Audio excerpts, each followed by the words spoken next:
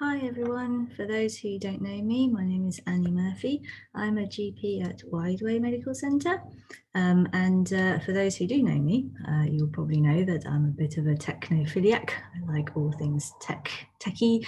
I suppose with new staff starting, and it might serve as a nice refresher for existing staff. I thought I'd do a series of short video clips on EMIS and AccuRx and how to do and code QoF things appropriately. So I think the things that we find most confusing sometimes is exactly what code is required to fulfill what is mandated by QoF, and we do all need to do QoF when we see patients, because if we free text everything, we won't be able to know how much work we've done over the year, and then we won't be able to celebrate how much work we've achieved.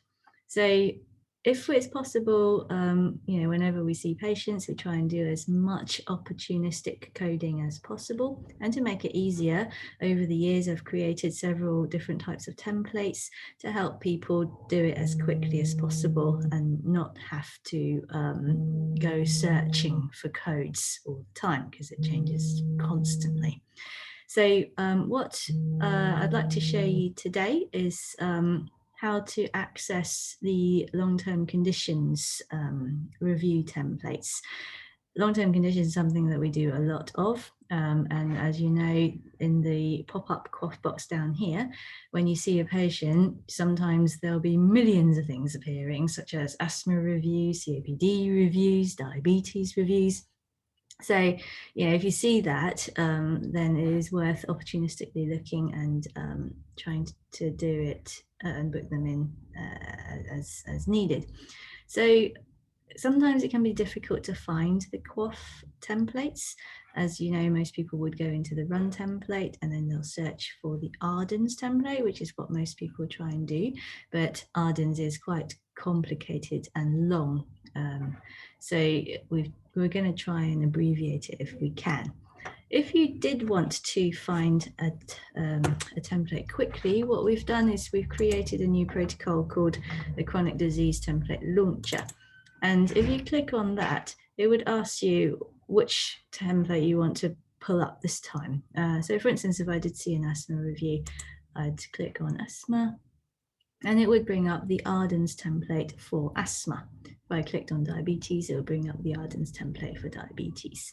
And within that, if I move my screen, you will see that it's a very long template with all sorts of different things. But essentially, if you are really pushed for time and really, don't have unlimited time to do everything, then these are the essentials for QoF. And again, these are still a decent number of things that you have to do.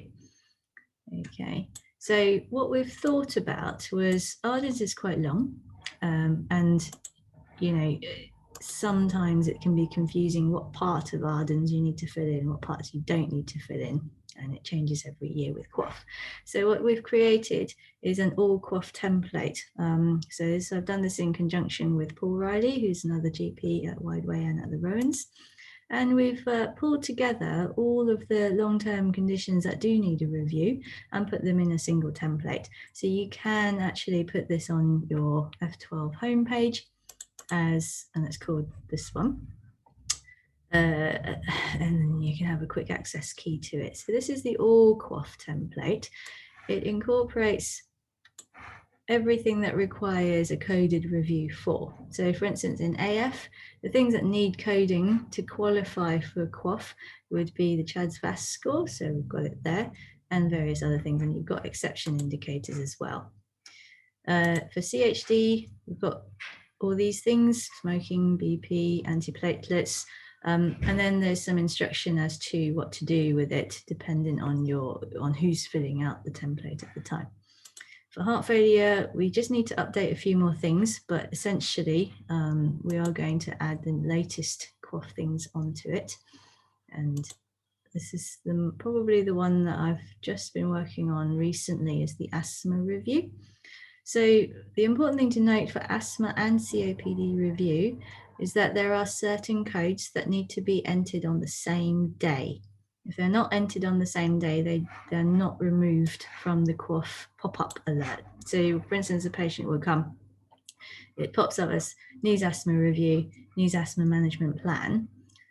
If you don't tick all of the 4 indicators that are written in red here on the same day, that will not disappear off of this QoF box and you'd have to do it again.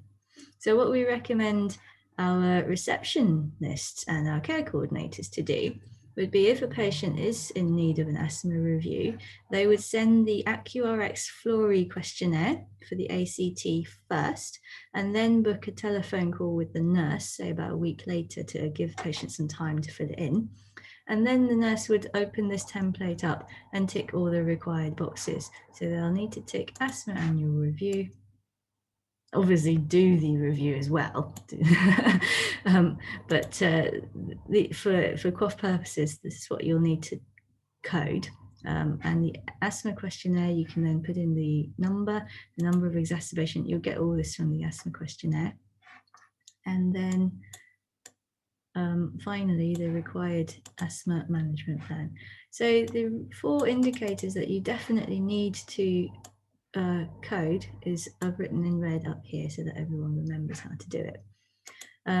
Then the other interesting thing, the new thing in QoF asthma this year, is the diagnosis part. So for all new asthmatics, you need 2 objective tests, a spirometry and a FeNO, or measure of variability. And that needs to be done between 6 months before diagnosis and 3 months before and 6 months after diagnosis. And as we all know, spirometry post-COVID is hard to come by. There is an ERS referral option for spirometry, but the waiting list is long. But if you look at spirometry codes, there are things that can be done with a peak flow, such as the reversibility to various things. And then under the measure of FeNO, which is the nitric oxide one, is either FeNO or variability. And with the variability, again, it can be done with a peak flow diary. So in fact, with your diagnostic codes, this can be done with a bit of time and effort with a peak flow machine.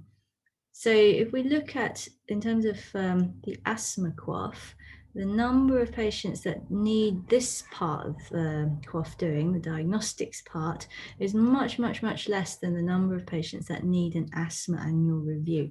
So the asthma annual review should take less time and less effort, but there are more patients that you'd need to do it on. Whereas the diagnostic patients, although they do take a bit more effort, at least there are less of them. I think at our surgery there are, so I think 30, I can't remember, but not that many compared to our hundreds of asthma. So, it's something that is potentially doable.